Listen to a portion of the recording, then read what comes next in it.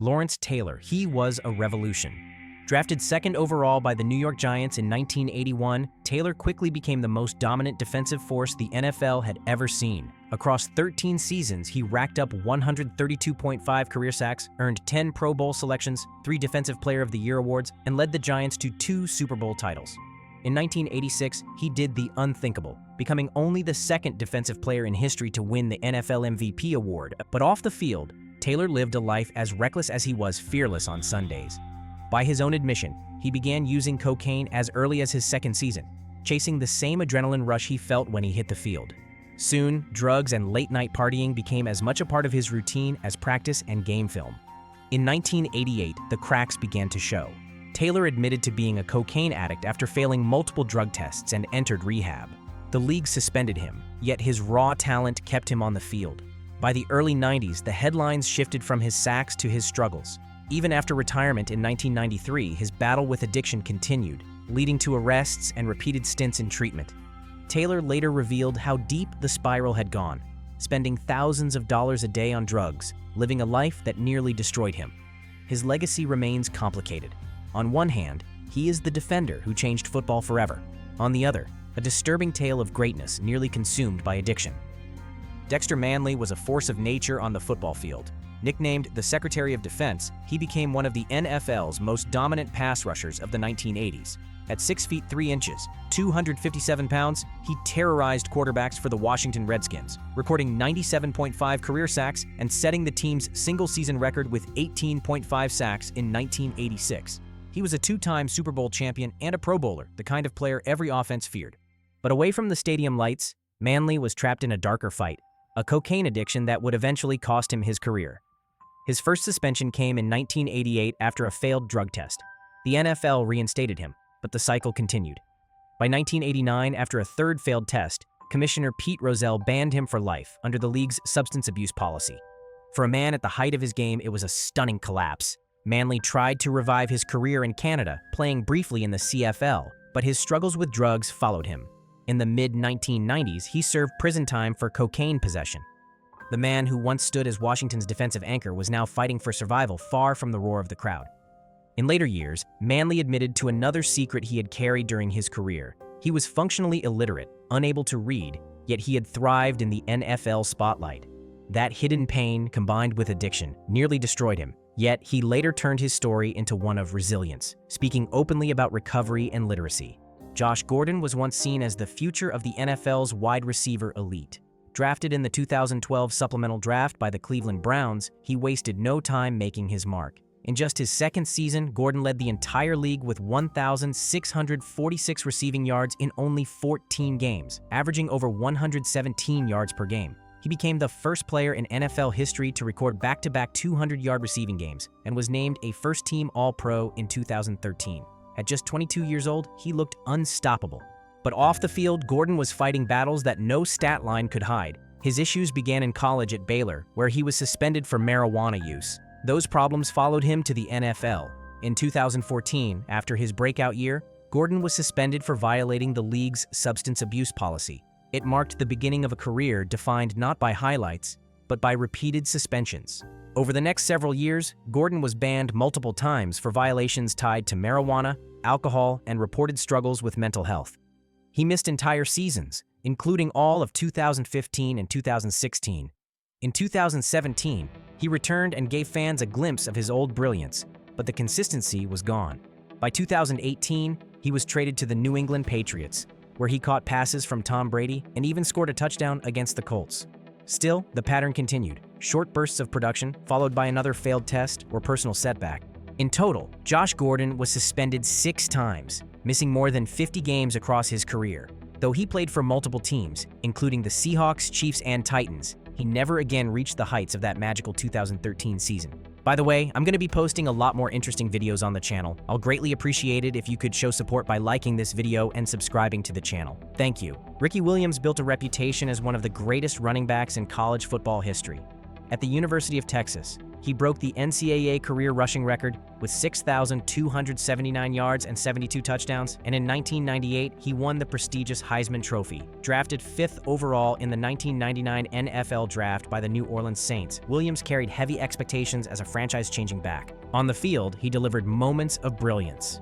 After being traded to the Miami Dolphins in 2002, he exploded for 1,853 rushing yards and 16 touchdowns, leading the entire NFL in rushing. His punishing style and endurance made him one of the league's most feared runners.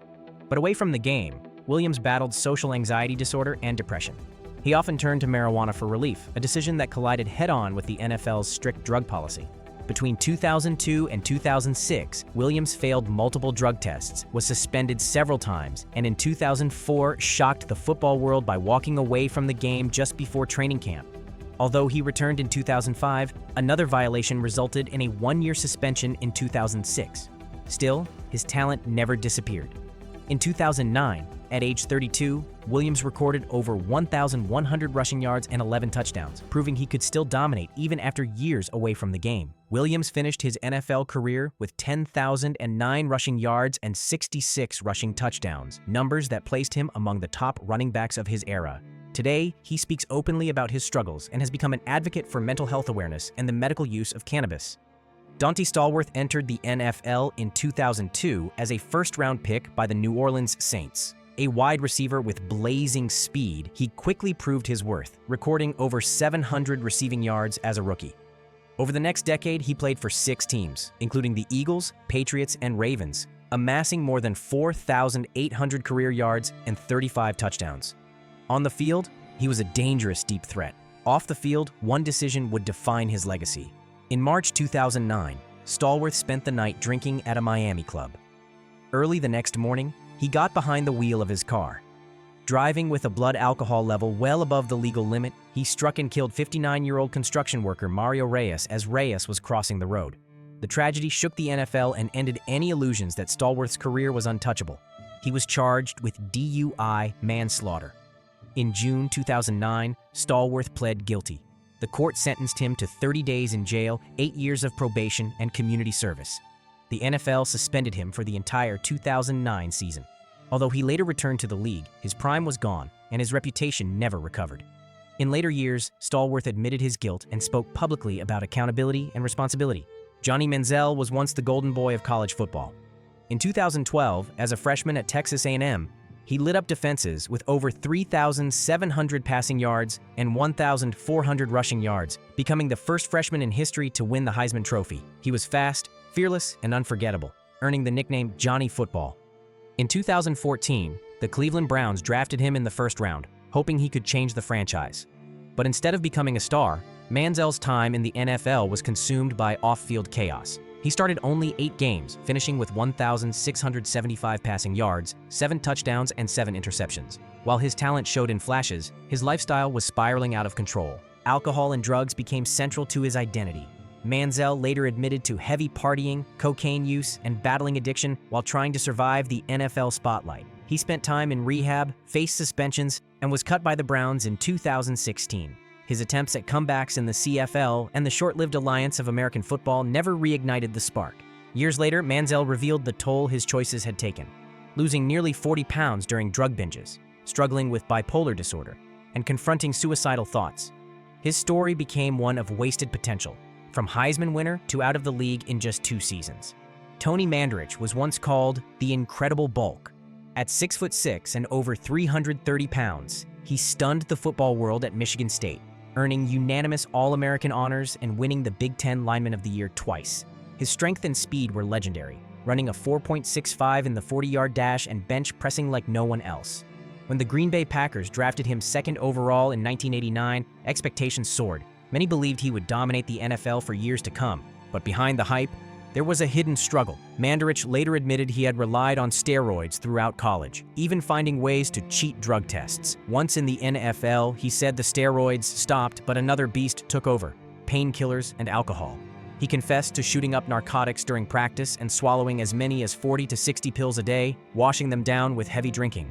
The addiction consumed him, and the game that was supposed to make him a legend instead left him broken. In Green Bay, Mandarich's play never matched the expectations. He appeared in 86 NFL games, starting 63, but failed to make a single Pro Bowl. By 1992, his career had collapsed. Away from the spotlight, his substance abuse worsened until, in 1995, his family intervened and pushed him into rehab. It was a turning point. Mandarich finally began the battle to get sober. In 1996, he made an improbable comeback with the Indianapolis Colts, starting every game in 1997 before retiring in 1998 due to injuries. This time, though, he walked away clean. Today, Mandarich is nearly 3 decades sober, running a successful photography and media business and speaking openly about his struggles. His memoir, My Dirty Little Secrets, Steroids, Alcohol, and God, tells the full story. Mike Webster. They called him Iron Mike, one of the toughest men ever to play the game. Mike Webster anchored the Pittsburgh Steelers offensive line through their dynasty years, winning 4 Super Bowls in the 1970s. A 9-time Pro Bowler, 5-time All-Pro, and Hall of Fame center, he was the heartbeat of Pittsburgh's offense and the definition of durability, playing 245 NFL games. But when the stadium lights went dark, Webster's life descended into tragedy. Years of bone-rattling hits left him with chronic pain, memory loss, and violent mood swings. To numb it all, he turned to Ritalin, painkillers, and makeshift treatments, sometimes shocking himself with a taser just to fall asleep. By the mid-1990s, the once great champion was living out of his car, estranged from his family, his health failing, and his finances gone. Doctors later revealed he was suffering from CTE, the degenerative brain disease caused by repeated head trauma. He became the first NFL player ever diagnosed with it. Mike Webster died in 2002 at only 50 years old. His downfall exposed the hidden cost of America's most popular sport, turning his name into a symbol of both triumph and tragedy, and sparking a reckoning that would forever change how the NFL confronts head injuries. Aldon Smith was one of the most feared young pass rushers the NFL had ever seen. Drafted 7th overall by the San Francisco 49ers in 2011, he exploded with 14 sacks as a rookie, a record for first-year players at the time. In 2012, he followed it with 19.5 sacks, earning first-team All-Pro honors, a Pro Bowl selection, and helping the 49ers reach Super Bowl 47. By age 23, he had already racked up 33.5 career sacks, faster than almost anyone in league history. But off the field, Smith's career was unraveling. In September 2013, he crashed his car and was arrested for DUI and marijuana possession, leading to a stint in rehab and an indefinite leave from the 49ers.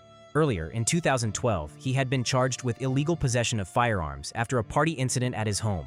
In 2014, he was arrested at Los Angeles International Airport after making a false bomb threat.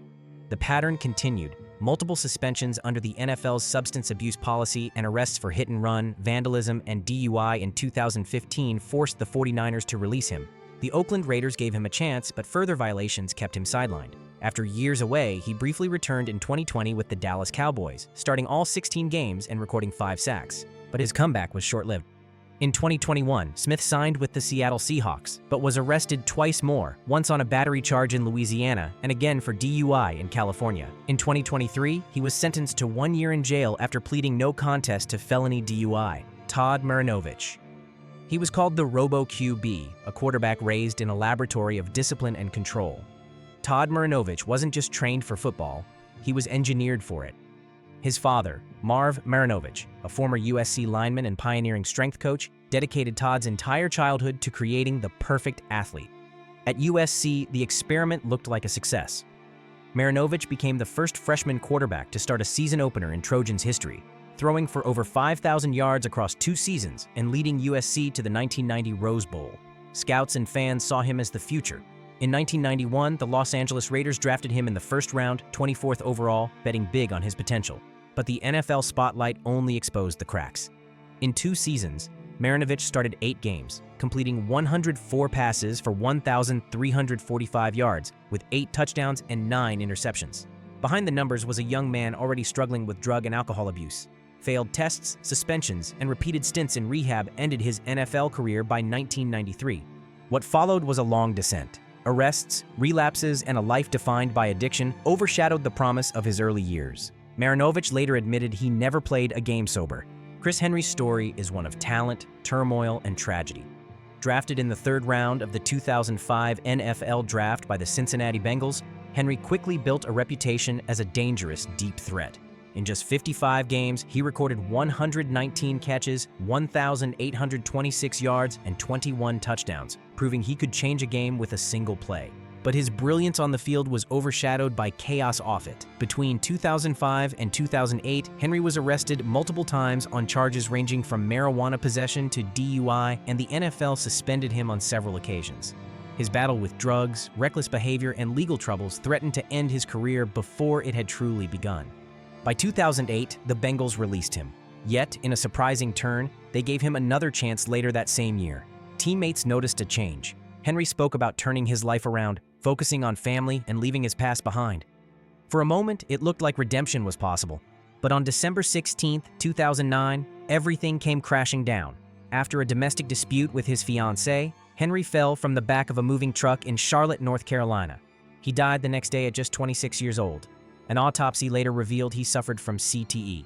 Nate Newton was a giant on the gridiron. 6 Pro Bowls, 2 first-team All-Pro honors, and 3 Super Bowl rings with the Dallas Cowboys dynasty of the 1990s. At 6 feet 2 inches and over 330 pounds, he earned the nickname The Kitchen because he was even bigger than William the Refrigerator Perry.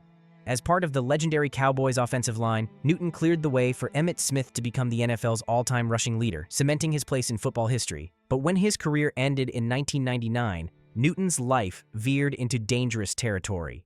The glory of Sunday afternoons was gone, and within 2 years, headlines told a different story.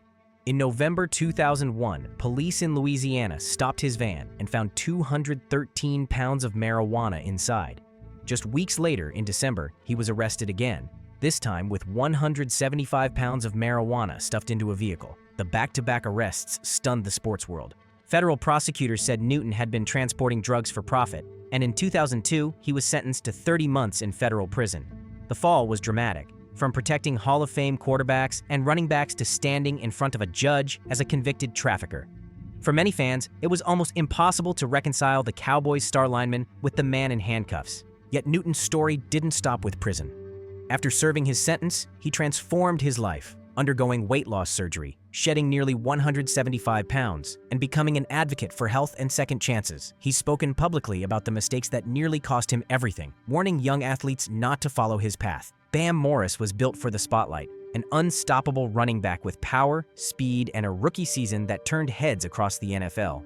Drafted in the 3rd round by the Pittsburgh Steelers in 1994, Morris made an immediate impact. He rushed for 836 yards and 7 touchdowns, becoming the team's leading rusher and earning the AFC Rookie of the Year award from the NFL Alumni Association. He helped carry Pittsburgh all the way to the 1994 AFC Championship and played in Super Bowl 30 just a year later. But while his career looked promising, trouble was never far behind. In March 1996, police stopped Morris in Rockwall, Texas, and found 6 pounds of marijuana and less than an ounce of cocaine in his car. He pleaded guilty to felony marijuana possession, received probation, and the cocaine charge was dropped. But the damage to his reputation was permanent. The Steelers released him, and his career shifted to the Ravens, the Chiefs, and the Lions. On the field, he managed 3,809 rushing yards and 35 touchdowns across 6 seasons. Off the field, however, legal problems piled up. In 2000, Morris was indicted in a federal drug trafficking case, accused of distributing hundreds of pounds of marijuana. He was sentenced to 30 months in prison, later returned on parole violations, and served additional time. What could have been a long and decorated NFL career was cut short.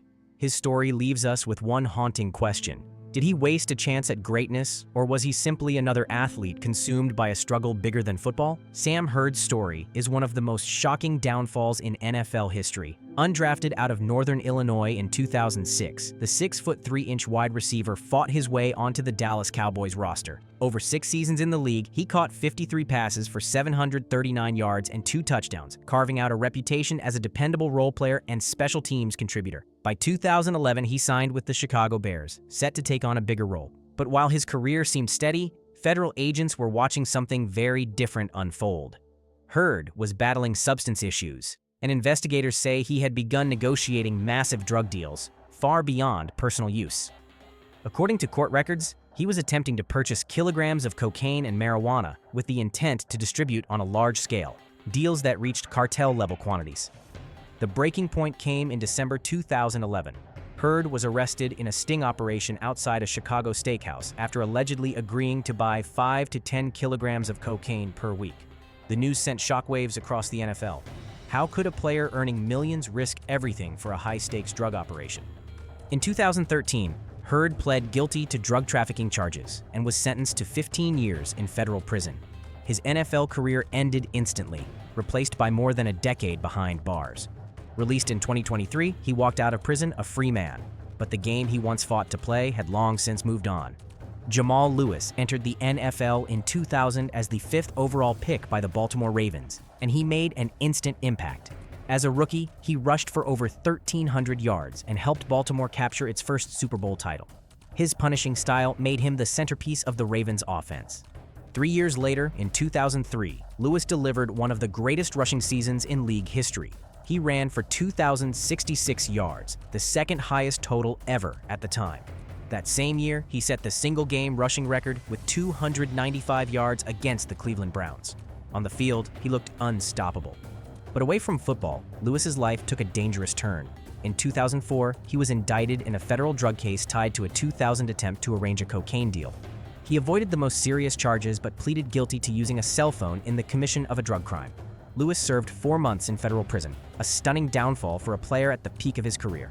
He returned to the game and ultimately surpassed 10,000 career rushing yards, a benchmark that placed him among the league's elite running backs. Yet, after retirement, Lewis faced bankruptcy and opened up about struggles with depression and dependence on painkillers. Koren Robinson entered the NFL in 2001 as the 9th overall pick by the Seattle Seahawks, a wide receiver with blazing speed and first-round expectations. In just his second season, he lived up to the hype, catching 78 passes for 1,240 yards and 5 touchdowns. At only 22 years old, Robinson looked like a future star. But behind the highlight reels, alcohol abuse began to consume his career. By 2003, Robinson had already served his first league suspension under the NFL's substance abuse policy. More suspensions followed, forcing him to miss critical games and breaking the trust of his teams. After leaving Seattle, Robinson found redemption with the Minnesota Vikings in 2005. He reinvented himself as a kick returner, averaging over 26 yards per return and earning a Pro Bowl selection. For a moment, it seemed his career was back on track. But the following year, everything collapsed. In August 2006, Robinson was arrested for drunk driving after leading police on a high-speed chase, reaching speeds over 100 miles per hour. The NFL handed down a year-long suspension, and Robinson was forced to sit out the entire 2007 season. He was later reinstated and signed with the Green Bay Packers, then returned briefly to Seattle in 2008. But the magic was gone. His once promising career ended with 4,244 receiving yards, 16 touchdowns, and 1 Pro Bowl appearance. Barrett Robbins was the backbone of the Oakland Raiders' offensive line. Drafted in the second round of the 1995 NFL Draft, he quickly rose to become the team's starting center, anchoring an offense that carried the Raiders to 3 straight playoff appearances and a Super Bowl berth. In 2002, he earned Pro Bowl honors, cementing his place as one of the league's best at his position. But behind the success was a struggle few understood. Robbins lived with bipolar disorder, a condition left largely untreated. He was also drinking heavily, often described as a daily drinker by teammates. The pressure built until it all came to a head on the biggest stage of his career, Super Bowl 37. The day before the game, Robbins disappeared. He crossed into Mexico, caught in a manic episode. When he returned, incoherent and unstable, the Raiders had no choice but to leave him off the roster. They lost badly to the Tampa Bay Buccaneers, and his career would never recover. After football, Robbins' life spiraled into chaos. He was arrested multiple times, including in 2005 when Miami police shot him during a violent confrontation. He faced charges of burglary, battery, and drug possession, and in 2011, he was sentenced to 5 years in prison for a probation violation tied to cocaine. Even after his release, arrests continued, including a 2020 charge in Florida for trespassing and drug paraphernalia possession. Martavis Bryant had the size, speed, and talent to dominate the NFL. At 6'4" with track-level quickness, he was a nightmare matchup for defenses. Drafted by the Pittsburgh Steelers in 2014, he wasted no time making an impact, posting 549 yards and 8 touchdowns in just 10 games as a rookie. The following season, he added 765 yards and 6 scores, showcasing highlight reel catches that made fans believe he was the next star in Pittsburgh's long line of elite receivers. But Bryant's brilliance came with a shadow. In 2015, the NFL suspended him 4 games for violating the league's substance abuse policy. Just a year later, he was suspended for the entire 2016 season after multiple violations. That year away cost him momentum, his role in the offense, and his reputation. In 2017, he returned with flashes of the old playmaker, 50 receptions, 603 yards, and 3 touchdowns. But frustration and inconsistency lingered. By 2018, he was traded to the Oakland Raiders, a chance to reset his career. Instead, another violation led to an indefinite suspension, effectively ending his time in the NFL. Despite multiple attempts at reinstatement, Bryant never regained his former place in the league. His story remains one of raw talent undone by addiction and repeated suspensions. Fans still ask the haunting question: if not for drugs, could Martavis Bryant have been one of the greats? Shawne Merriman was a force of nature. Drafted 12th overall by the San Diego Chargers in 2005, the linebacker earned Defensive Rookie of the Year honors with 10 sacks and quickly built a reputation for his explosive hits. They called him Lights Out, a nickname he embraced after knocking opponents unconscious with his tackles in college. In 2006, Merriman was at the peak of his powers, leading the NFL with 17 sacks and earning his second straight Pro Bowl. But that same season, his rise was shaken when he was suspended 4 games for violating the league's performance-enhancing drug policy. He argued it was due to a tainted supplement, yet both his A and B samples tested positive for steroids. The suspension cast a shadow over his dominance, raising questions about how much of his success came naturally. After returning, Merriman still terrorized quarterbacks, but injuries quickly caught up with him. Torn knee ligaments, lingering Achilles issues, and repeated surgeries stripped him of the speed and power that defined his early years. By 2010, his production had collapsed, and after a short stint with the Buffalo Bills, he retired in 2013 at only 28 years old. Today, Merriman focuses on business ventures and promoting mixed martial arts events, trying to build a legacy beyond the game. Michael Irvin was the emotional engine of the Dallas Cowboys dynasty in the 1990s. Nicknamed the Playmaker, he earned 5 Pro Bowl selections, 3 Super Bowl championships, and finished his career with more than 11,900 receiving yards. His fiery leadership and big-game performances made him a Hall of Fame wide receiver and one of the most iconic figures in NFL history. But behind the glory, Irvin's career was shadowed by substance struggles. In March 1996, just weeks after winning his 3rd Super Bowl, Irvin was arrested in a Dallas motel where police found cocaine and marijuana. The scandal rocked the NFL and nearly cost him his career. He was indicted on felony drug charges, later pleading no contest and receiving probation, a fine, and community service. The controversies didn't stop there. In 2005, Irvin was cited for drug paraphernalia possession after police found a pipe in his vehicle, though he claimed it belonged to his brother. While these incidents stained his reputation, they also exposed the darker pressures and temptations that came with fame, fortune, and the spotlight of America's biggest sport. Despite the setbacks, Irvin remains a celebrated figure. He was inducted into the Pro Football Hall of Fame in 2007 and has since spoken openly about his past, urging younger athletes to avoid the mistakes he made. His legacy is complicated, defined by spectacular triumphs on the field and very public battles off it. The question is, should we remember Michael Irvin as the playmaker who carried the Cowboys to glory, or as the superstar nearly undone by his own demons? If you enjoyed this video, I'm going to be posting a lot more interesting videos on the channel. I'd greatly appreciate it if you could like and subscribe. Thank you very much.